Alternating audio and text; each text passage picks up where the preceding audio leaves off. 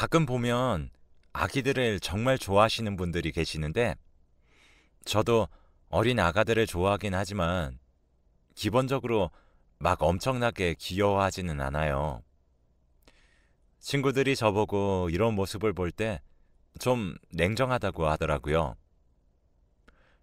그런데 어떤 애들이건 귀엽고 예쁜 짓을 하면 예쁘지만 시끄럽게 울고 바닥에 눕고 떼쓰는 애들은 예뻐할 수가 없잖아요. 자기 자식이나 되니까 참는 거지. 남의 집에 가서도 그런다면 그 모습을 좋아할 수는 없는 것 같아요. 그런 제가 아이를 키웠다는 것이 새삼 대단하게 느껴지네요. 이게 왜 그러냐면 처음부터 제가 원해서 아이를 키운 게 아니라서 더 그렇게 느껴지나 봐요. 저희 부부도 우리 둘이서 그냥 알콩달콩 살기를 원했었는데 어쩌다 보니 아이와 같이 사는 삶이 되었으니까요. 한때 저희 엄마도 우리 집 남매들 중 큰딸인 저만 애에 대한 욕심이 없다며 이해가 안 간다고 하셨었는데 그러실 만도 한 게 저는 오남매 중 맏딸이에요. 딸 넷의 막내 남동생이 완전 늦둥이로 태어나게 된 거죠. 저랑은 11살 차이가 나고 제 아래로 줄줄이 아기들이 태어나고 엄마가 임신해 있는 모습만 봐왔으니 장녀로서 저 역시 고충이 있었어요. 그래도 제법 어릴 땐 순종적이었던지 그때는 엄마 말대로 다 해드리면서 컸는데 대학생이 되고 나니까 거의 띠동갑 차이가 나는 초등학생 남동생까지 챙기고 살고 싶진 않더라고요. 그래서 엄마의 반대를 무릅쓰고 저는 일찍 독립해서 나와버렸고 이후로는 직장에 취직하고 여행도 다니고 어떻게든 가족들이랑 거리를 두고 살았었어요. 그렇게 잘 살고 있던 차에 저는 제법 늦은 나이에 인연을 만나게 되었는데요. 바로 제가 32살이 되었을 무렵 지금의 남편과 결혼하게 되었어요. 남편은 저보다 한 살이 어렸는데 그때 저는 누누이 강조를 했죠. 곧 죽어도 아이는 낳지 않겠다고 말이에요. 한편으론 좀 미안했던 게 남편은 그 집에서 막내이긴 했지만 나름 어른들이 아이 욕심이 있으신 분이라 제 요구를 다 받아들이기는 힘들었을 거예요. 그런데도 본인이 방패막이가 되어주면서 알겠다고 결혼하자고 하는 거예요.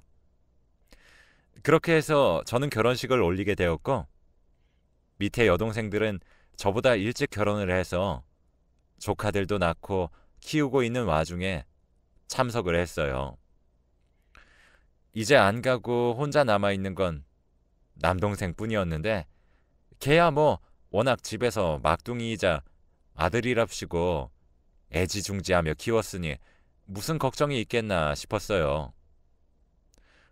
저도 나름 막내 동생이다 보니 그럭저럭 귀여워하긴 했지만 아무래도 누나가 넷이나 있는 집인데 아무리 남자를 사랑한다고 해도 누가 쉽게 시집 올까 싶어 걱정이 되더군요.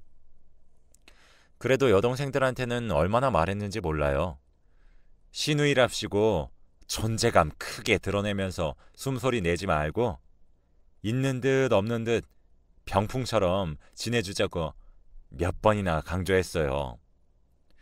제가 이런 얘기를 했던 이유는 제 바로 아래 둘째 여동생이 시누이 많은 집으로 시집을 가서 어마어마하게 고생을 했기 때문이에요. 중간에 몇 번이나 이혼 위기가 찾아왔었고 보다 못해 제가 제부를 불러서 크게 야단친 적도 있었고 말이에요. 그 집 시누들이 하도 제 여동생을 못 살게 구는 바람에 마음고생을 보통 한 게 아니었거든요. 그러던 어느 날 군대도 다녀온 남동생이 직장에 들어가고 난 뒤에 좀 지나서 연애를 하는 것 같더라고요. 아무래도 식구들도 많고 여자들이 압도적으로 많은 집이다 보니 이래저래 말들이 귀에 쉽게 들려오긴 했어요. 엄마는 막둥이가 여자들을 좀 더 만나봤으면 했는데 직장에서 만난 여자친구랑 연애를 하더니 얼마 안 가서 결혼을 한다고 했었나 봐요.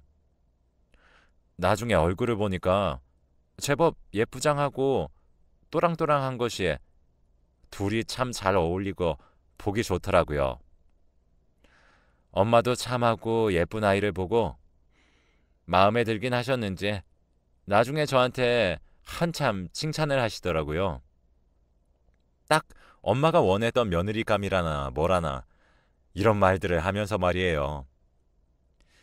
양쪽 가족들끼리도 이렇게 좋은 평이 오가서 그런지 둘이 얼마 지나지 않아 결혼을 하게 되었답니다.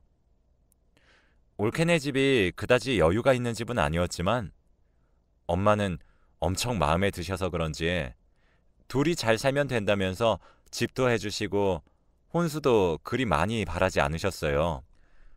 그리고 동생이 엄청 이 결혼을 추진하기로 했고 올케에게도 모든 걸 본인이 감당할 것처럼 말을 했나 보더라고요. 늘 귀엽게만 느껴졌던 동생이 이제 한 집안의 가장이 되어서는 그런 역할들을 감당한다고 생각하니까 나름 뿌듯하기도 하고 아무튼 저는 진심으로 둘이 잘 살기를 바랐었어요. 그리고 동생네는 귀여운 조카를 낳았고 저는 가끔씩 얘네들이 친정에 아기를 데리고 올 때면 가서 보고 오곤 했답니다.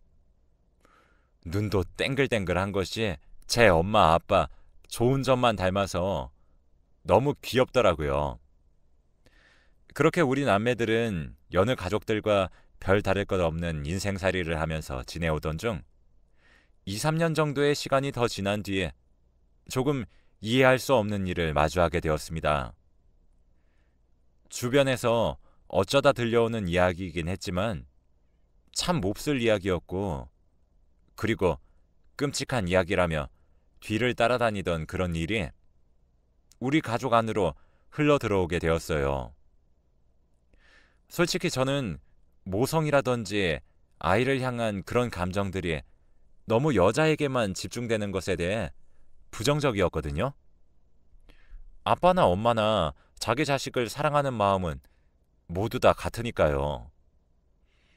그런데 용납할 수 없는 영역이 하나 있었으니 바로 결혼 생활을 하다가 자식을 버려두고 나가버리는 경우였어요. 옛날에 우리 엄마들이 어렸을 무렵에야 전쟁 중이었고 그런 일들이 꽤 많았다고는 하지만 그런 일은 세대를 거듭하고 또 거듭하며 계속해서 반복되는 것일까요? 그게 제 가족들에게 그리고 그렇게 예쁘고 보기 좋게 잘 살았던 동생네 부부에게 일어나게 될 줄은 꿈에도 생각하지 못했어요. 게다가 그 천사같이 귀엽고 사랑스러운 우리 조카에게 간 4살도 안 된 조카를 어떻게 엄마로서 버리고 나갈 생각을 했던 걸까요?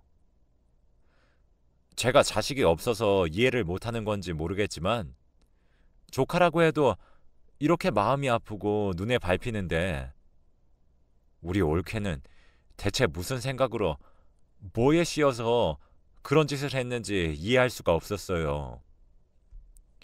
이 소식도 저는 뒤늦게 전해 들었지만 사실 왕래가 잦아 친정에 자주 들락거리던 여동생들은 익히 들어 눈치를 채고 있었나 봐요. 올케와 동생이 사이가 썩 좋지 않고 위태위태하다는 것을 말이에요. 둘 다 적당한 나이에 결혼을 해서 잘 살고 있었고 참 보기 좋은 선남선녀였는데 대체 뭐가 그렇게 틀어질 만한 일이 있어서 이런 비통한 결과를 맞게 된 건지 납득할 수 없었어요. 내내 못마땅한 얼굴로 있던 여동생이 결국 입을 열더라고요. 언니, 언니가 우리 보고 시누이 짓 하지 말라고 해서 나도 그냥 지켜보고는 있었는데 그래, 사실 나만큼 시누이 노릇에 대해서 치를 떨도록 잘하는 사람이 어디 있어. 그런데 말이야, 언니, 올케는 진짜 좀 정상이 아니야. 그 순진한 얼굴로 어떻게 회사 거래처 사장이랑 바람을 피울 생각을 다 하냐? 아, 글쎄, 언니, 그 사장인가 머시기 인간이라는 사람도 가정이 있다잖아. 듣고 너무 기가 막혀서. 아, 이런 얘기하면 언니한테 혼날 거 알지만 올케 쫓아가서 멱살이라도 잡고 왔어. 제가 그간 일에 집중하느라 집을 못 들여다본 동안 대체 친정에서는 무슨 일이 있었던 건지 듣는 내내 놀랍더군요. 둘째 여동생은 모든 자초지종을 듣고 화가 나서 올케에게 따지러 갔고, 올케는 극구 부인하면서 난리를 치더랍니다. 제가 생각했던 올케 이미지와 너무 달라서 매치가 안 되었지만 한가하게 그런 거나 맞춰보고 있을 때가 아니었어요. 당시 올케가 30대였었고 그 사장이라는 사람은 40대 중반이었어요. 저랑 얼추 나이가 비슷할랑 말랑한 사람이었는데 중학생인 아들도 있더라고요. 게다가 너무 끔찍하게 느껴졌었던 건 사장의 사모는 평소에 우리 올케를 예쁘게 보고 잘해줬던 모양이에요. 부부가 참 반듯하고 예쁘다며 집에 초대하고 잘해줬었는데 뒷구멍으로 몰래 자기 남편과 불륜을 저지른 사실을 알고 엄청난 충격을 받은 겁니다.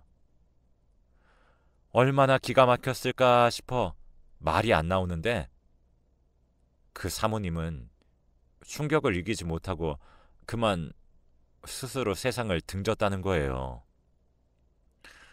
어떻게 이런 일을 저지를 수가 있는 건지, 모든 상황의 책임이 본인에게 있다는 걸 올케는 극구 부인하며 조카며 제 동생이며 다 내팽겨치고 짐을 싸서 나가버렸더라고요. 제 여동생이 쫓아갔던 날도 마지막으로 본 날이었고 그때도 마구 따지고 멱살을 잡는 여동생의 등살에 못 이기겠다며 온갖 피해자인 척을 했다는 겁니다. 이런 와중에도 불쌍한 제 동생은 본인이 죄를 지은 게 아님에도 불구하고 회사에서 온갖 소문에 시달리고 정말 죽을 고비를 넘겨가며 겨우 버티고 있다더군요. 이런 소식을 듣고 나니 너무 안쓰러워 동생을 보러 갔는데 조카는 진즉에 저희 친정엄마에게 맡겨놓았고 부부의 생활 흔적이 여실히 남은 그 집에서 혼자 술을 마시면서 넋이 나가 있더군요. 회사는 억지로 버티면서 나가고 있지만 사람들의 따가운 눈총과 그 거래처 사모의 극단적인 선택에 대한 비난을 죄 없는 제 동생이 인질이 되어 치르고 있는 상황을 정말 이해할 수 없었어요. 그날 저는 그냥 못난 큰 누나로서 아무것도 딱히 말을 해주지 못하고 그냥 반찬들만 냉장고에 넣어주고 어깨를 토닥여주고 전기장판을 틀어 동생이 누운 자리를 따뜻하게 해주고 나왔어요. 그때 힘없이 뒤돌아 누워서 이제 그만 가보겠다는 제 말에도 답을 제대로 하지 못하던 동생의 안쓰러운 뒷모습. 그 키 크고 길쭉한 애가 가뜩이나 더 말라서 스트레스에 기진맥진해서 누워있던 모습을 저는 잊을 수가 없습니다. 그날 그 가냘픈 목을 슬쩍 만져라도 줄걸. 내 안쓰러운 동생을 그냥 그때 말없이 뒤에서 안아주기라도 할걸. 왜 그 집에 애를 혼자 놔두고 나왔던 걸까요? 아기 때부터 내가 기저귀도 다 갈아가며 엄마에게 시큰둥하게 투정을 부려가며 때론 귀찮아하고 때론 귀여워도 하며 지내왔던 내 막내둥이 동생은 그날 제가 집으로 돌아간 뒤 몇 시간이 지나지 않아 믿을 수 없는 일을 저질렀고 다음 날 미친 듯이 집으로 쫓아 올라가는 여타 가족들에 의해 모습이 발견되고 말았습니다.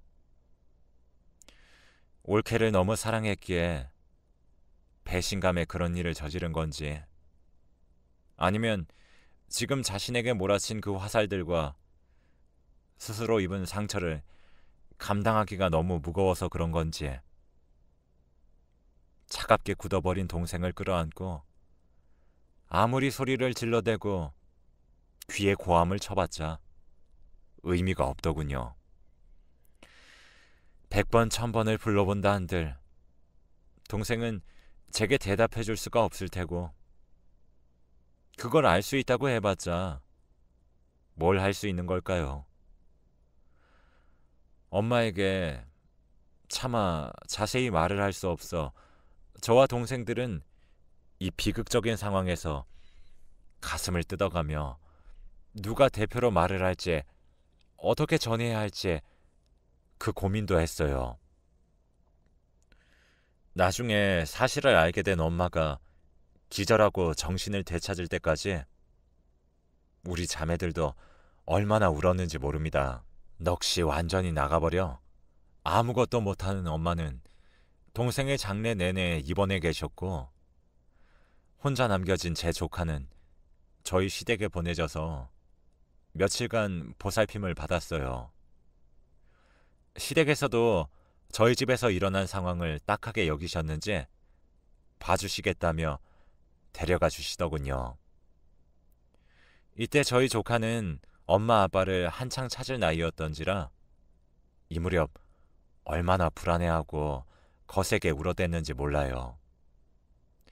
기저귀도 일찍 떼고 똑똑하다며 엄마가 한창 기특해 하셨는데 자기 엄마가 눈앞에서 사라지고 아빠가 세상을 등지고 모습을 감추니 이런 엉망진창인 일들이 벌어지게 되었고, 이전까지 꾸준히 봐오던 환경이 달라져서 그런지 이상해지더군요. 다시 소변을 가리지 못하고 엉망진창으로 실수를 하기도 하고, 또래들보다 빠르게 말이 트여서 자라던 모습도 갑자기 뒤처지면서 간단한 단어도 표현을 못하게 되었어요. 먹는 것도 거부하고 다 집어던지고, 밤만 되면 정말 조카를 봐주는 사람들도 기진맥진할 정도로 울고 고함을 지르고 목이 쉬도록 스스로 나가떨어지고 나서야 잠이 들었답니다. 이때 엄마는 막내둥이 아들을 잃고 완전히 건강이 최악으로 떨어진 상태이기 때문에 도저히 우리 조카를 돌봐줄 상황이 아니었어요. 멀리서 막내 이모가 와서 우리 엄마를 돌봤고, 홀로 남겨진 조카는 결국 자식이 없는 저희 부부의 몫이 되었어요. 그렇게 애를 안 낳겠다고, 아기는 싫다고 몇 번이나 남편에게 단단히 못을 박아놓고는 먼저 세상을 등져버린 남동생의 아기를 고스란히 제가 데려와서 키우게 되었어요. 나이 42에 4살배기를 말입니다. 당시 남편에게 미안하고 할 말이 없어 그냥 눈 딱 감고 몇 년간만 좀 참아달라고 말을 했어요. 그런데 남편은 여기서 저를 완전히 울리는 말을 하더군요. 자기야, 수연이는 이제 우리 아기나 마찬가지야. 나도 그렇게 생각해. 수연이 얼마간 돌보면서 느낀 건데, 나도 뒤늦게 아기가 키우고 싶은 거 있지? 그런데 나도 나이가 많고 우리 너무 늦기도 했잖아. 아기가 우리 둘에게 필요하다는 걸 너무 늦게 알았잖아. 그런 와중에 수연이가 우리한테 와서 나는 너무 좋아. 걱정하지 말고 잘 키워보자.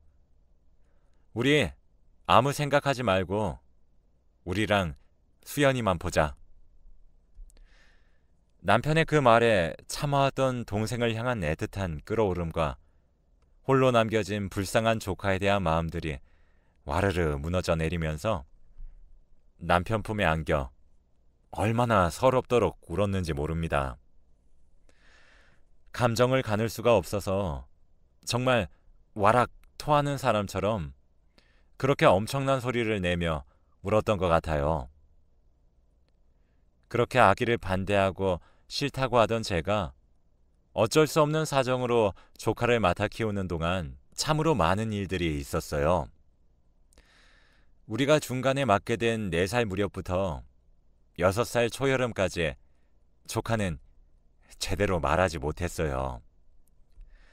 태어난 순간부터 함께했던 자기 부모를 어느 정도 인지가 되는 상태부터 못 보게 되었으니 그로 인한 충격도 있었겠죠. 하지만 정말 1년 정도는 어마어마하게 귀가 따갑도록 울어댔고 그렇게 모든 걸 품고자 다짐했던 남편 역시 조금 예민해질 정도로 수연이는 우리를 무척 힘들게 했어요. 아무래도 스트레스가 커서 그런지 잔병실에도 잦았고 학교 들어갈 무렵에는 폐렴도 심하게 걸려서 얼마나 고생했는지 몰라요. 열이 펄펄 끓는 애를 데리고 병원도 뛰어다니고 하면서 밤새 병간호를 하고 어느새 저와 남편은 정말 우리가 직접 낳은 자식 마냥 함께 아이를 대하게 되었어요. 둘만으로 잘 지내왔던 우리 부부의 결혼 생활 10년 차에 조카를 떠맡게 되어 키워낸 지 어느덧 10수년이 흘렀고 수연이는 중고등학생 시절을 지나 어엿한 대학생이 되었어요. 사실 중학교 무렵 한창 반항기에 사춘기가 와서 예민해지다 보니 자기 부모에 대해서도 자세히 알고 싶어 했었어요. 그때 무척 고민을 하다가 애가 워낙 민감할 때다 보니 최대한 말을 미루게 되더군요. 나중에 고등학교 졸업을 할 무렵에 이젠 수연이도 웬만한 사고가 되고 서로 말이 통한다 싶어 힘들게 얘기를 했어요. 다른 여동생들도 고모로서 될 수 있는 한 들여다보며 애 클 때마다 용돈이며 옷도 사주고 대학에 들어갈 때에는 등록금도 같이 모아서 주더군요. 다들 여유 있는 형편은 아니었지만 어찌되었든 우리 곁에서 사라져버린 남동생의 아이이며 부모 없이 불쌍하게 혼자가 된 조카에 대한 마음은 다들 애틋했으니까요. 수연이는 저로부터 자세한 사정을 듣고 한동안 다시 충격을 받았던 것 같지만 그래도 마음을 다시 추스르고 자기 생활에 집중하는 것 같더라고요. 이 부분에 대해 남편과 무척 고민을 했지만 몇 번이나 생각을 해봐도 자기 가족에 대한 상황에 대해서 아이가 궁금해한다면 말해주는 게 맞는 것 같았어요. 그렇게 결론을 내렸지만 어쩐지 마음이 개운하지는 않았는데 수연이는 제가 생각도 못한 곳에서 자기가 결정한 일을 그대로 시행해버렸더군요. 아이의 말을 듣고 왠지 모를 찝찝함이 있었지만 그런대로 일상생활을 하고 있던 저에게 어느 날 수연이가 저녁을 먹으면서 아무렇지 않게 말을 꺼내는 거예요. 듣고 얼마나 기절할 듯 놀랐는지 몰라요. 고모, 나 엄마 만나고 왔어요. 뭐? 엄마? 무슨 말이야, 그게? 저는 그 순간 너무 놀라서 숨이 멎을 것 같았는데 수연이는 제 표정을 한번 보더니 다시 고개를 푹 숙인 채 밥을 먹더라고요. 이때 얼마나 많은 생각이 오고 갔는지 몰라요.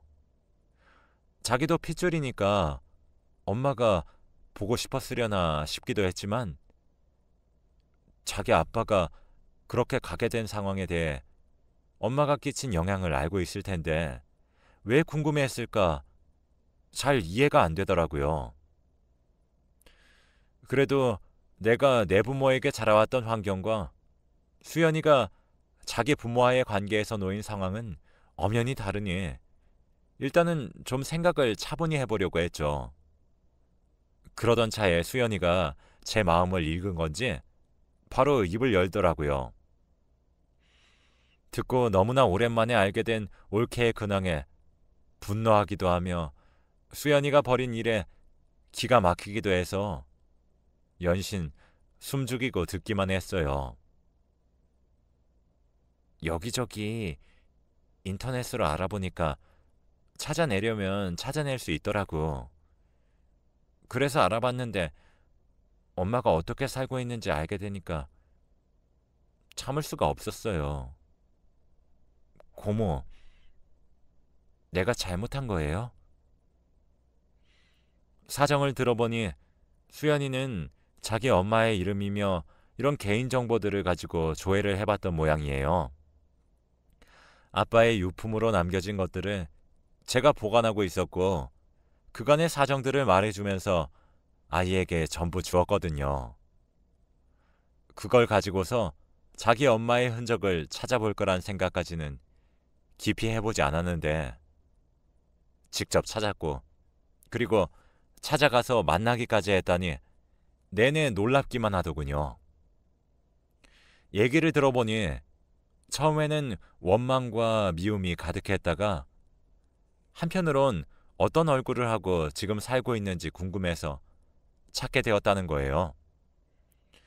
그렇게 해서 다 찾아내고 하다 보니 어찌어찌 근황을 알게 되었는데 올케는 진짜 제정신이 아닌 여자더군요.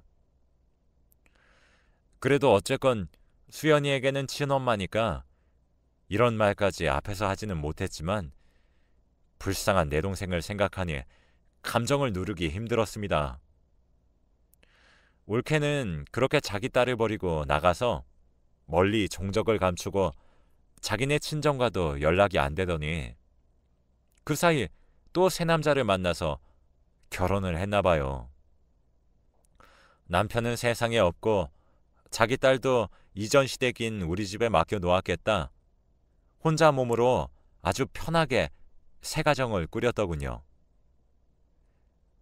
우리에게는 곧 죽어도 본인 딸과 연락이 안 된다며 잡아떼던 올케의 친정은 딸이 바람을 펴서 새로 둥지를 튼 새로운 사돈댁으로부터 이래저래 금전적 지원을 받고 있었더군요.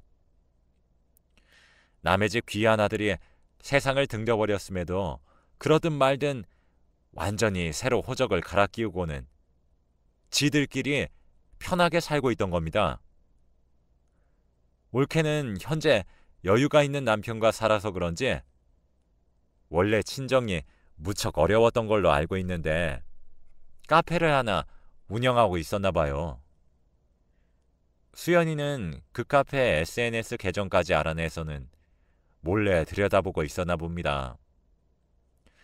그리고 거기 나와 있는 전화로 연락을 했고 사장님을 바꿔달라고 해서 자기 엄마랑 통화도 했던 모양이에요.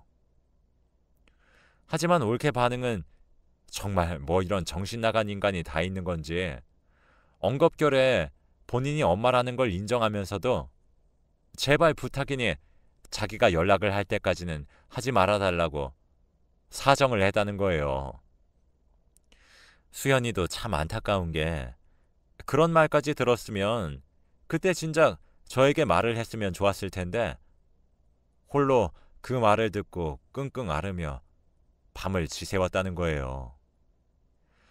그때의 기분을 표현한 아이의 말을 듣고 나서 정말 제 가슴이 너무 찢어질 듯 아파오더군요.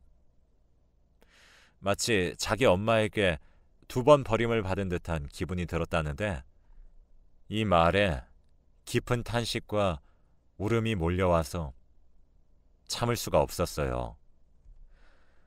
대체 올케는 얼마나 죄를 더 지어야 성이 차려고 하는지 나중에 어떻게 편히 눈 감으려고 저렇게 자기 핏줄에게까지 모진 짓을 하는 걸까요? 결국 못 참은 수연이는 며칠 뒤에 작정을 하고 서류들을 갖고 카페를 찾아갔고 아무 생각 없이 웃으며 인사하는 자기 엄마한테 내가 안수연이라고 엄마 딸이라고 고래고래 소리를 지르며 이것저것 다 집어던졌다는 거예요. 올케가 아는 카페는 빵이며 커피며 다 팔고 있는데 꽤 유명한 곳이라서 손님들이 적지 않은 곳이었는데 일순간 모든 시선이 다 집중되고 직원들이 뛰어나와서 말리고 완전히 아수라장이 되었다더군요. 이 모습까지 상상을 하니 애가 나 없이 혼자 거기에 가서 버리고 온 가련한 장면이 떠오르면서 정말 견딜 수가 없었어요. 차라리 갈 거였으면 내가 같이 따라갔을 텐데 옷을 붙잡고 쫓아내려고 하고 늘어지는 직원들의 그 몸싸움을 내가 다 막아줬을 텐데 그렇게 밀려나는 동안 아이가 대체 어떤 기분이었을까 싶어 눈물이 줄줄 흘러내렸습니다. 하지만 수연이는 고모, 전혀 슬퍼할 게 없어. 나는 당당하게 할 말을 했어. 라는 거예요. 단호한 얼굴로 자기를 달래며 내보내려 하는 자기 엄마한테 곧 죽어도 용서하지 않겠다고 나는 평생 엄마를 잊지 않을 거라며 두 눈 똑바로 노려보며 말을 했다더군요. 그나마 올케에게는 다행이었던 것이 그 자리에는 현재 살고 있는 남편이나 딸이 그때 있지는 않았던 것 같더라고요. 하지만 꽤 큰 카페이고 일하는 직원들도 많고 손님들도 적지 않았다고 하니 소문이 나는 건 시간 문제일 거예요. 설마 올케가 결혼 사실을 숨기고 재혼을 했으리라 생각되진 않지만 새 남편은 몰라도 그 사이 새로 나와서 키우는 딸은 자기 위로 또 언니가 있다는 것을 알지 모르겠어요. 아무튼 수연이의 그 말에 올케는 그냥 주저앉아서 멍청히 바닥만 쳐다보고 굳어 있었다고 하더군요. 제 엄마를 절대 용서하지 않겠다며 빽빽 소리를 질러대는 자기 딸을 눈으로 직접 마주하면서 말입니다. 수연이도 딴에는 조금이라도 엄마가 놀라는 기색이 있고 자기 이름이라도 불러주었다면 얘기라도 들어보고 감정을 아주 약간은 눌러보려고 했다더군요.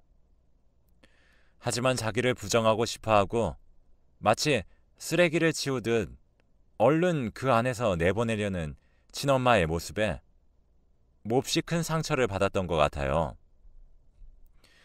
이 부분에서 저는 그냥 모든 것을 알려주지 말아야 했던 것일까 일순간 후회했으나 수연이는 자기의 배경을 모른 채 사는 것보다 지금이 자기에게 훨씬 더 후련하다고 하더군요. 이후로 몇 번이나 올케가 전화를 걸어오고 연락을 시도한 것 같은데 이후로 애가 어떻게 생각을 바꿀지는 모르겠으나 지금 당장은 거부하고 있어요. 아무쪼록 저는 이후로 아이가 그냥 자기 엄마와의 일은 가슴에 묻은 채 자기의 인생만을 바라보며 쭉 걸어나가주기를 바랄 뿐입니다. 오랫동안 가슴 웅어리에 남아 풀리지 않았던 부모라는 갑갑한 퍼즐이 아주 보기 싫은 모양으로 맞춰지면서 잠깐 괴로웠다고 하더군요. 그래도 이제 뭔가 맞춰봤으니 그간 자기를 돌봐준 고모와 고모부를 생각해서라도 뭐든 해보겠다고 말을 해주는 수연이 저는 그저 그 모습에 감사할 따름입니다. 수연이를 받아들여 여지껏 키워왔던 날들이 앞으로는 수연이 인생에서 빛이 되길 바랄 뿐이에요.